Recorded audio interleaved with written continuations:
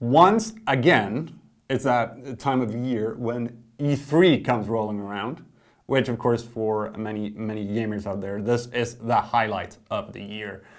When we get, well, the big boys bring out the big guns. And we get all kinds of reveals and news and details and, well... Excitement. Excitement. We get excitement. You can cut it with a knife. That's how exciting it is. And we thought we'd just take a couple of minutes to talk a bit about what we can expect to see and what we hope to see. Yeah. And of course, let's start out with the thing that's going to cause the most flame wars across the internet for probably until E3 2012, which is who won of the big press conferences, which is Nintendo, Sony, and Microsoft, as usual. Yeah. So let's start with Nintendo. What can we expect from I guess Nintendo it's at this point safe to say that Project Cafe, a name I personally hate, codename for the new console, is going to be shown there. And I mean, the speculation of what this console will be able to do and provide for gamers worldwide has so far gone completely insane. I mean, we've heard everything from, I guess, one of the most secure rumors so far is that the controller is going to have a touchscreen, and that the touchscreen might even be able to give some feedback back to the player. Yeah. I don't know. Then again, when I was first presented with the console that was going to be the Wii, I was kind of skeptic too. So right now I'm just trying to keep an open mind. Yeah. But that definitely is going to be the big thing from Nintendo, and also of course hopefully we'll see lots and lots of cool new games for the 3DS. Personally, I'm hoping for hands-on with the new Mario game.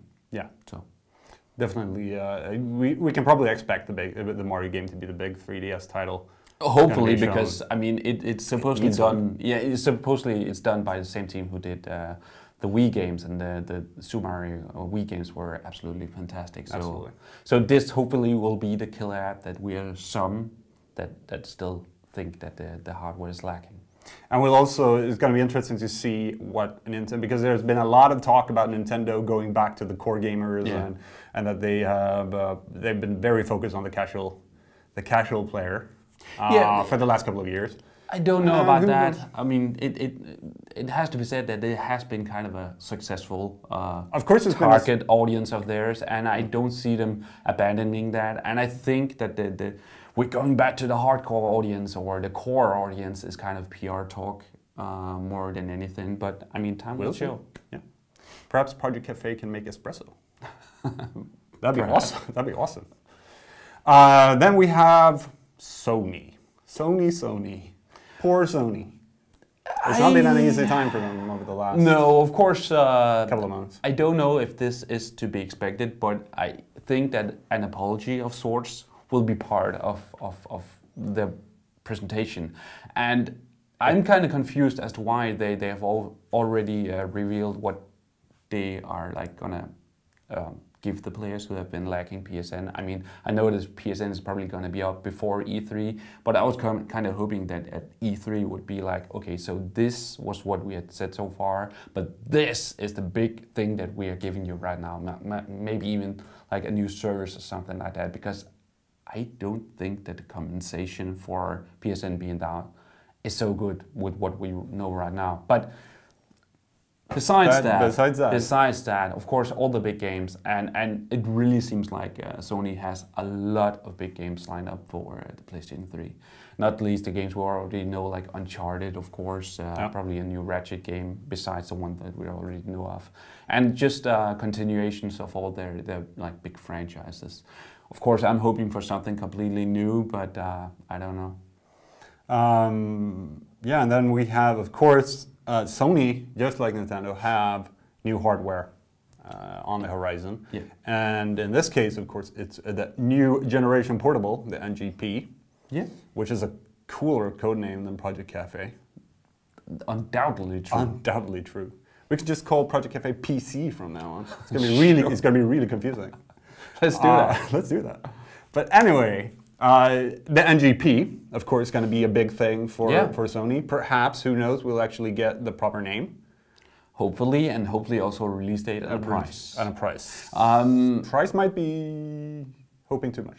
It might be.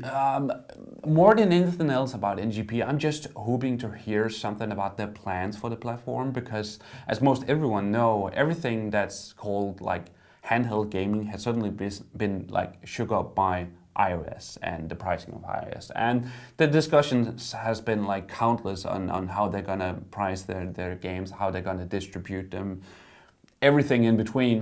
So I'm just hoping for like much more information from Sony and hopefully a clear-cut plan for the platform for the coming years, because I mean, no one can say that the hardware doesn't look like exceptional. And of course, Sony does have some really good game studios, so the games are probably going to be there as well.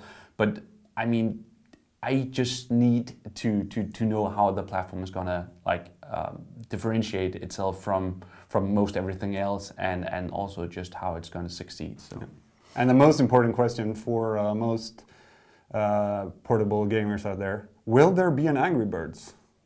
That's a very important question. Could make or break the machine. I'm gonna bet 5 Danish kroner that there is. You heard it here. You heard it. Yeah. And then we come to Microsoft, which, looking at Microsoft, what they have on offer now, of course they might come with these huge surprises come the press conference. It doesn't look like it so far. And really, well, we've heard things about like 10 new Kinect games, which is actually quite needed. Definitely. We know titles like Gears of War 3 is of course going to be there. Forza 4, Modern Warfare, even though it's not an exclusive. Modern Warfare 3, of course, is going to be a big deal during, well, probably all the press conferences except Nintendo. Or who knows? Yeah. True.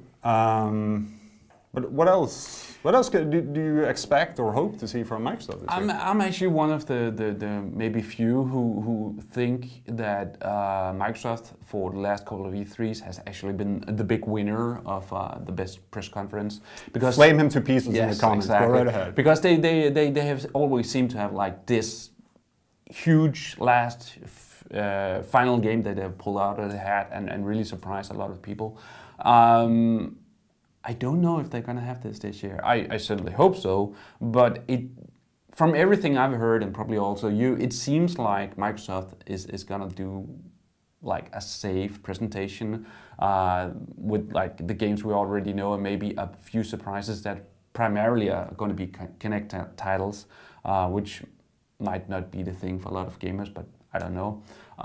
So I'm hoping to be surprised. I'm not necessarily counting on it, but I'm just hoping to be surprised. And of course, get a sneak peek at some of the really good games that Microsoft has lined up, like Gears of War 3, like Forza 4, and maybe even a couple of strong Kinect titles.